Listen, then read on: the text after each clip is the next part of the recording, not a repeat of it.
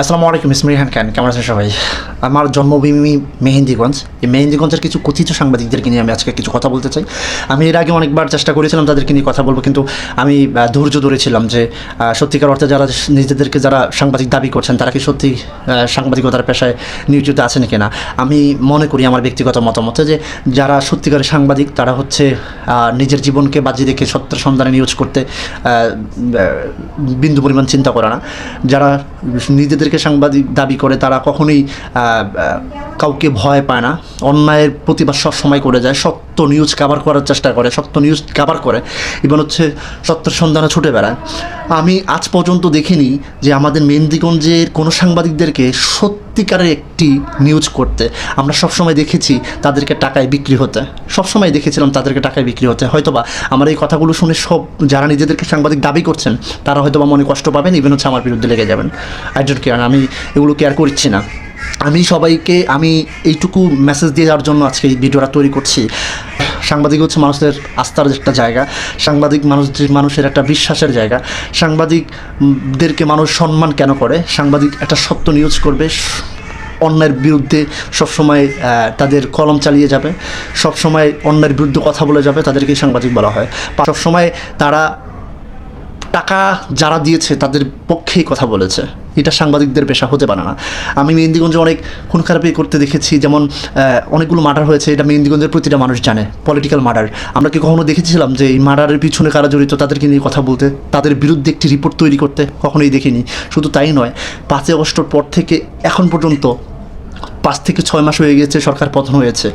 5ই আগস্টের পর থেকে অনেক চাঁদাবাজি হচ্ছে, লুটপাট হচ্ছে, কিংবা হচ্ছে ডাকাতি হচ্ছে, চুরি হচ্ছে। কই, আমরা তো আজ পর্যন্ত দেখলাম না একজন ডাকাতের বিরুদ্ধে সত্য নিউজ তৈরি করতে, একজন চাঁদাবাজদের বিরুদ্ধে সত্য নিউজ তৈরি করতে।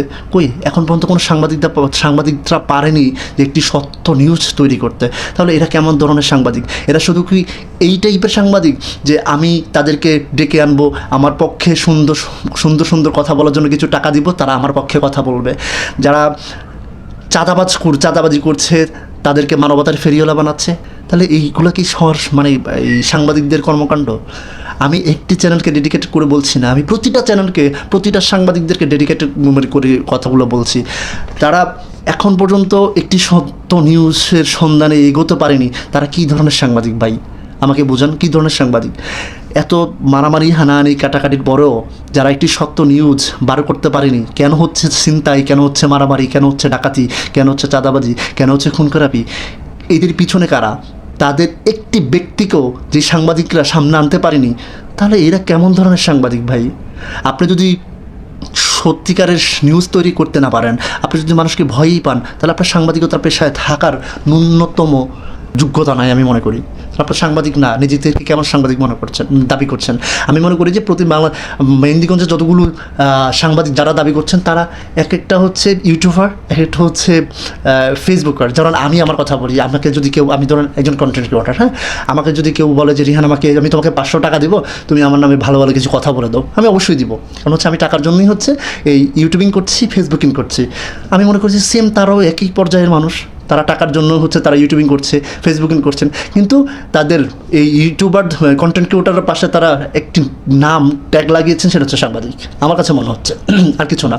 আমি এদেরকে পাচ্ছি একটা স্বেচ্ছাসেবী সংগঠনে, এদেরকে পাচ্ছি একটা খেলায়, এদেরকে পাচ্ছি নদীর আশেপাশের মানে যেইগুলো সামাজিক কর্মকাণ্ড আছে কিংবা হচ্ছে রিস্কমুক্ত কাজ, সেই সব কর্মকাণ্ডে, সেই সব কাজে তাদেরকে পাচ্ছি। আদারওয়াইজ যেগুলো ক্রিটিক্যাল প্রবলেম, যেগুলো খুন খারাপি, যেগুলো সত্য নিউজ তৈরি করার দায়িত্ব সাংবাদিকদের, একটি কাজেও তাদেরকে আমরা কখনোই পাইনি।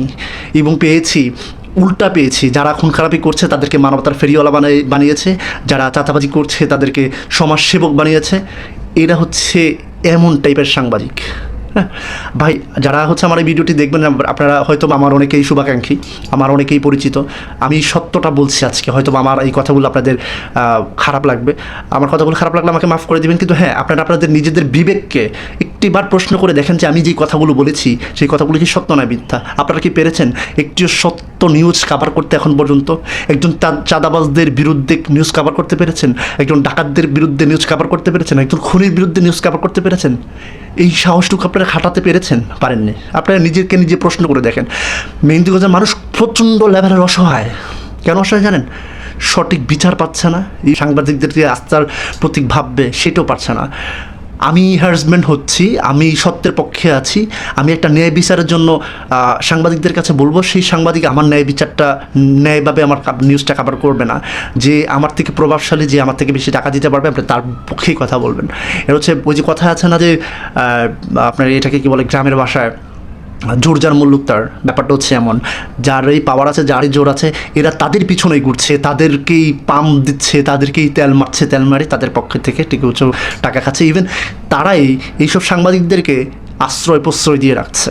এরা সাংবাদিক না আমার চোখে, আমার দৃষ্টিভঙ্গিতে এরা কখনোই সাংবাদিক হতে পারে না। এরা স্ট্রেট ফরওয়ার্ড আমি বলি, এরা হচ্ছে একজন ইউটিউবার, একজন ফেসবুকার।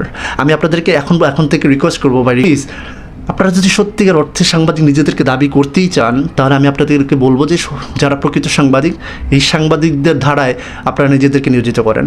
আপনারা সত্যের সন্ধানে হেঁটে বেড়ান। আপনারা সাদাকে সাদা বলেন, কালোকে কালো বলেন। আপনারা এখন পর্যন্ত সাদাকে সাদা বলতে পারেননি, এখন পর্যন্ত কালোকে কালো বলতে পারেননি, সত্যের সন্ধানে কখনো ছুটতে পারেননি।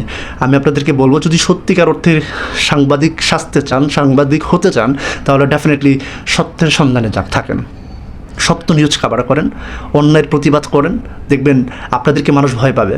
আমি আপনার বিপক্ষে কখনোই কথা বলার সাহস পেতাম না যদি আপনি সত্যের পক্ষে থাকতেন। আমি তখন ভয় পেতাম যে না, এরা সত্যের সন্ধানে সবসময় ছুটে বেড়াচ্ছে। আপনারা অসৎ কাজ করছেন বলেই আজকে আপনাদের বিপক্ষে কথা বলার সাহসটুকু আমি পেয়েছি। আর হয়তোবা সামনে যদি আপনারা এইভাবেই চলতে থাকেন, শুধু আমি না, প্রতিটা মানুষই আপনাদের বিরুদ্ধে প্রতিবাদ করবে, আপনাদেরকে ভুয়া সাংবাদিক বলে আখ্যায়িত করবে। এই কথাটা মাথায় রাখবেন প্লিজ। এখনও সময় আছে, সত্যের সন্ধানে ছুটুন। এই মেহেন্দিগঞ্জের মানুষদেরকে নিয়ে খেলবেন না, মেহেন্দিগঞ্জের মানুষকে আর ঠকাবেন না প্লিজ। সাদাকে সাদা বলুন, কালোকে কালো বলুন, অন্যায়ের বিরুদ্ধে প্রতিবাদ করুন, সত্যের সন্ধানে ছুটে বেড়ান। ইভেন সত্যকার অর্থে নিউজ কাভার করার চেষ্টা করুন।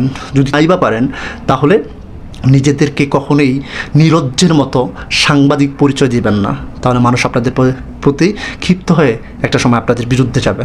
সবাই ভালো থাকবেন, সুস্থ থাকবেন, আল্লাহ হাফেজ।